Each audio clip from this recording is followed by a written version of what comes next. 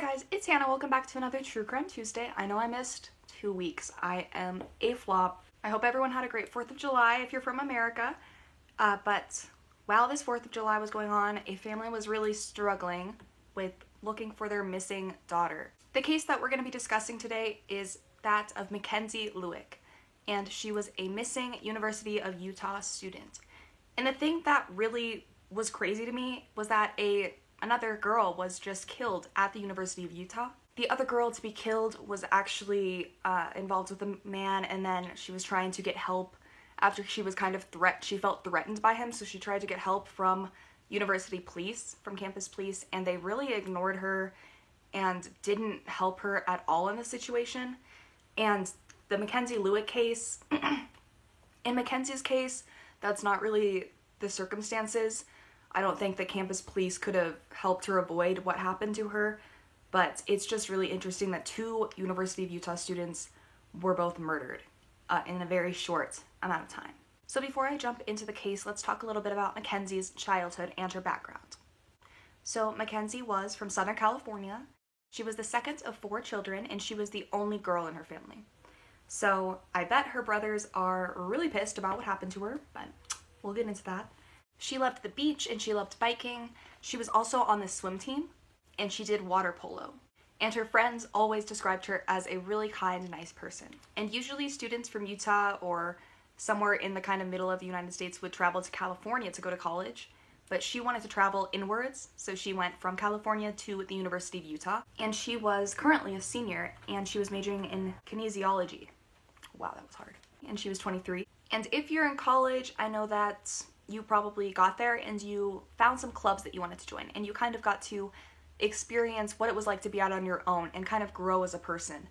And when you're in high school, you sometimes just do what your friends do, but as Mackenzie got to college and she realized what she could do, she really embraced it. She ended up joining a sorority, Alpha Chi Omega, and there's a picture of her wearing a big hat and with a couple littles, which basically in a sorority you have like, I wasn't in a sorority, but my roommate in college was. So you have like a big, and that's kind of like the mentor to the littles. And then it's kind of just like a family, you know? So she was the big, and her friends described her as a nurturing person, and that she attracted people, that everyone wanted to be around her. She also got a little bit into politics. She joined a feminist organization, which is really cool, that she was able to kind of express herself in that way and get into the things that she loved. She worked in Salt Lake City at Mill Creek Medical Lab. She also went to football games and was very active in the student body, and she was just an all-around fun girl. And obviously from her pictures, she was gorgeous, and she just seems like she was really motivated and would have made such a big difference on the world. So now that we know what kind of person Mackenzie was, let's get into the timeline of the story. So this all begins on June 16th, and Mackenzie had just returned from California for her grandmother's funeral, which is incredibly sad that her family lost both her grandmother and then Mackenzie within a very short amount of time. So Mackenzie returned home. Her flight actually left June 16th late at night, so she arrived June 17th into Utah about 1:30 a.m. And it was 1:30 a.m. Monday morning at this point. And she texted her parents at 2:01 a.m. just that she had gotten in and that everything was fine. She then got into a Lyft at around 2:40 a.m. and then the Lyft driver said that they drove her to Hatch Park, which is in North Salt Lake City. And it's kind of odd. This was when it kind of got odd to me. So she was meeting someone at a park at around 3 a.m. And this was the last time that Mackenzie was ever seen alive. She got into another car. She didn't seem panicked. She didn't seem like scared or anything. The Lyft driver said she seemed perfectly fine and content getting into this other person's vehicle, which we would later learn is Ayoola Ajayi, who was 31. So she was getting into his car, and the way that police were able to find out that this was him was that they tracked his cell phone, and it was confirmed that he was at the park at this time because his cell phone indicates that, as well as her cell phone indicating that. And Mackenzie then shut her cell phone off at just about 3 a.m. So she got into this person's car and shut her cell phone off, and this was the last time that she was ever seen alive. Ajayi's phone indicated that they had gotten back to his residence at around 3:07 a.m. and at 9 a.m. Ajayi was seen purchasing gasoline. I'm assuming just on a security camera, or maybe an eyewitness saw him, but he was seen purchasing gasoline. at around 9 a.m. that following morning, which was still that Monday, the 17th. And then later, I am assuming a neighbor actually tipped police off because neighbors started to detect a horrible smell. And I'm assuming that one of them probably tipped off investigators as they kind of got a little like worried this might have something to do with the missing girl, because at this point the case was like national news. It was like a really big deal. So they probably thought it was a little weird that they smelled like a very distinct smell. I've never smelled a burning body, but I'm assuming it's a very like distinct, nasty smell. So the following days, so that Monday, Mackenzie didn't go to class, and then that Tuesday and Wednesday, she actually missed work at the medical lab and missed a midterm. And at 4 p.m. June 20th, which was a Thursday, her parents reported her missing because they just hadn't heard from her, and I'm assuming that her sorority sisters and friends were getting very concerned because they hadn't seen her or heard from her either. June 21st, which was a Friday, her sorority sisters started putting flyers up and just started looking for her and trying to make it a larger effort. So for a couple days, nothing really happened or was released to the public, but then June 24th, it was released to the public by the police that Mackenzie had last been seen taking a Lyft to Hatch Park where she met someone at 3 a.m. Was missing University of Utah student Mackenzie Lueck leading a double life as a sugar baby? The website Seeking Arrangement purports to show Mackenzie's profile. The website links young women looking for relationships with wealthy older men, known as sugar daddies. Check us out on all of your favorite social networks. On her profile, she calls herself Beach Baby 96. Let's go on an adventure and get dirty, she writes. I am seeking a relationship that is mutually beneficial. Mackenzie also had Instagram accounts, including one under the name Nova Baby 96, which included these photos. Utah private investigator Robert Joseph uncovered the Seeking Arrangement profile. How do we know that this is Mackenzie? I actually met Kenzie 3 or 4 weeks ago at a bar in Salt Lake City, having a drink with a friend. And in our discussion, it was kind of revealed to me that she was on Seeking Arrangements and other sugar daddy sites. Police say they're aware of Mackenzie's social media accounts, but have been unwilling to discuss them. She was interested in older men. Is that part of the investigation as well? We're aware of that, and we're following up on all of those leads. Mackenzie, it's Ashley. Mackenzie's family released this video appeal by her friend Ashley Fine. Everyone is out looking for you around the country, and they all want you to know that we're advocating for you, we're fighting for you, and we're going to bring you home safely. Police say they have a person of interest and searched his house 5 miles from the park where Mackenzie was last seen. Police say last week the homeowner placed this ad giving away a bed. We ask those who took those mattresses or box springs to please contact the Salt Lake City Police Department. Mackenzie was spotted on surveillance cameras at Salt Lake City Airport when she returned from her grandmother's funeral on June 17th.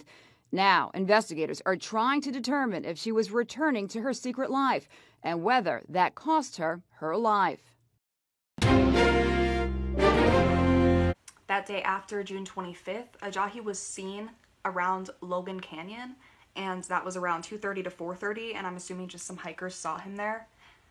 And we then find out later that that was where he was putting her remains because he wasn't able to fully burn them in his burn site at his house. So her body there would be found 8 days later. Also on this day, photos from the airport were released, so we knew what she was wearing and what to look for. And on June 26th, there was a search warrant served on Ajahi, and his house was searched from that Wednesday afternoon to Thursday morning.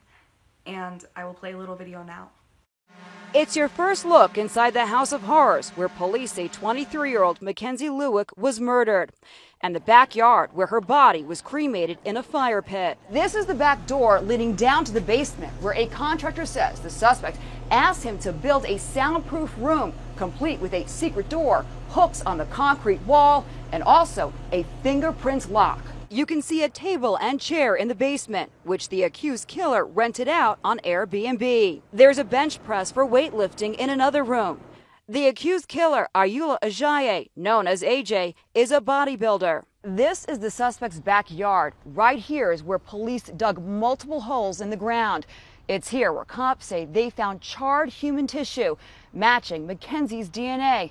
They also found personal items that were burned belonging to Mackenzie. Tara Chatterton says she was hired to clean the house, but quit after just one day after discovering it bristled with cameras. How many cameras did he have in the house, and where were they placed? I figured around 8 to 10. Wow.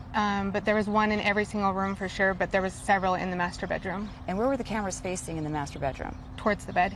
She says the accused killer specifically asked her to bring her 12-year-old daughter, Cherish, with her when she cleaned the house.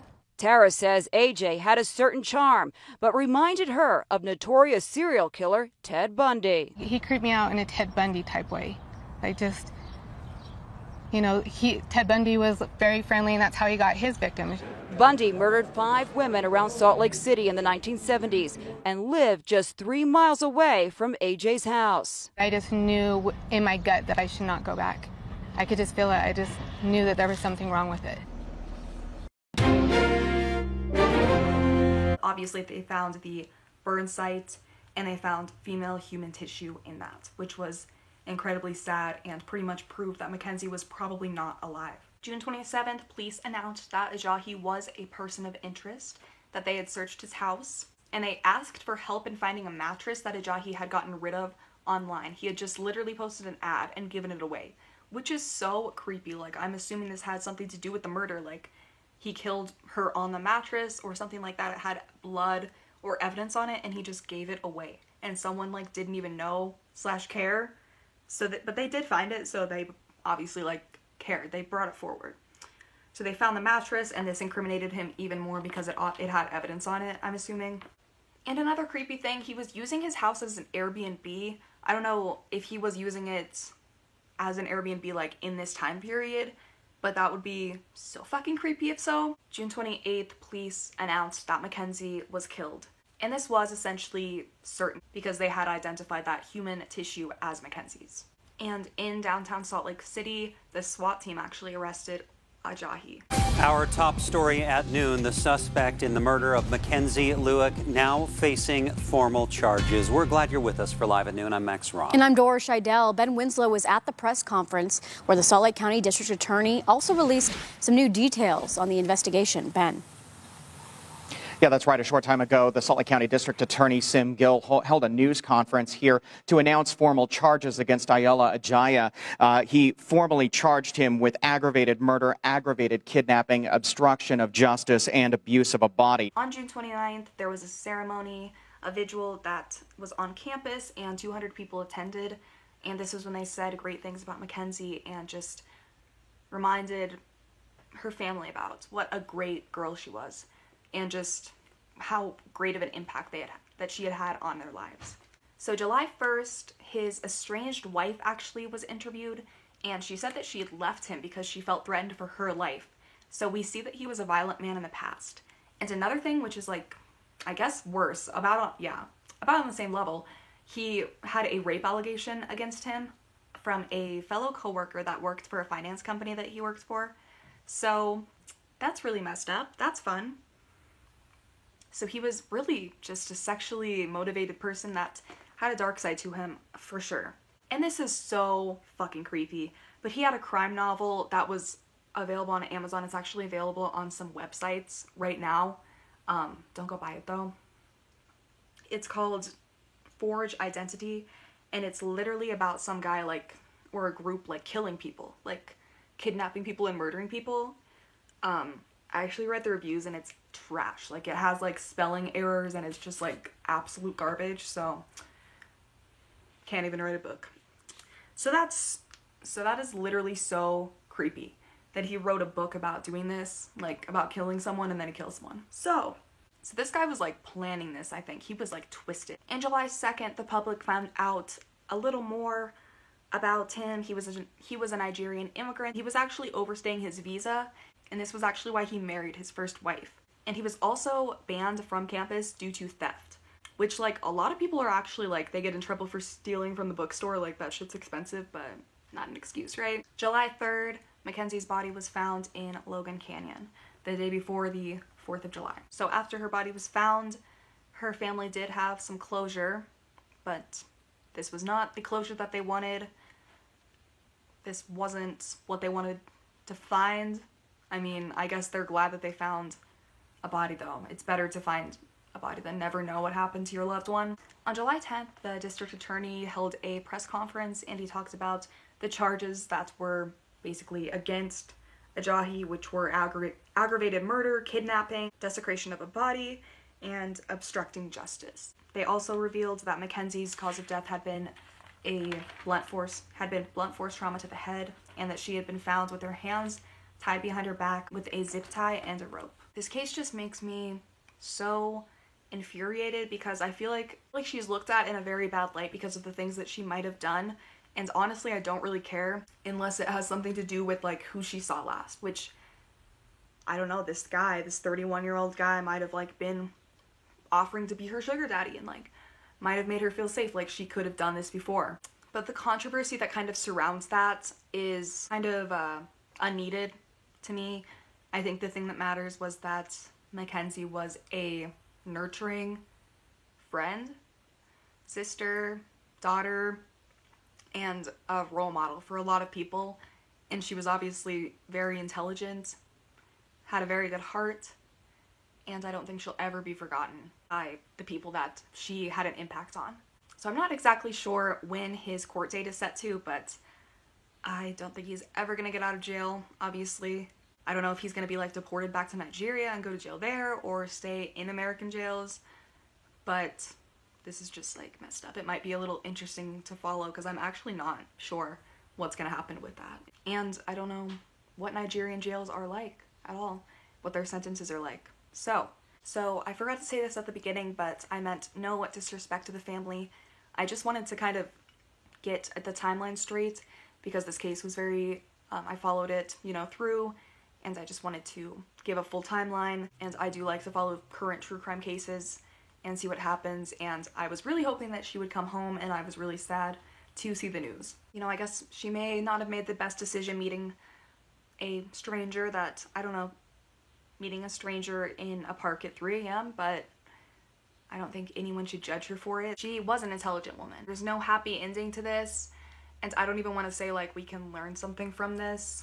I guess we can, but it's just a really sad situation, and she was just about to graduate and make such an awesome impact on the world. So,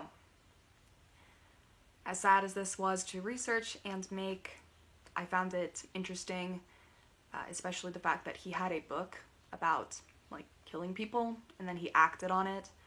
So it just got a lot more interesting, as well as the construction that he asked someone to do. He was just a sick, twisted person. It just got dark, real fast. So that is it for this case, and I hope that Mackenzie rests in peace. Thank you guys for watching, and I will see you soon. Bye.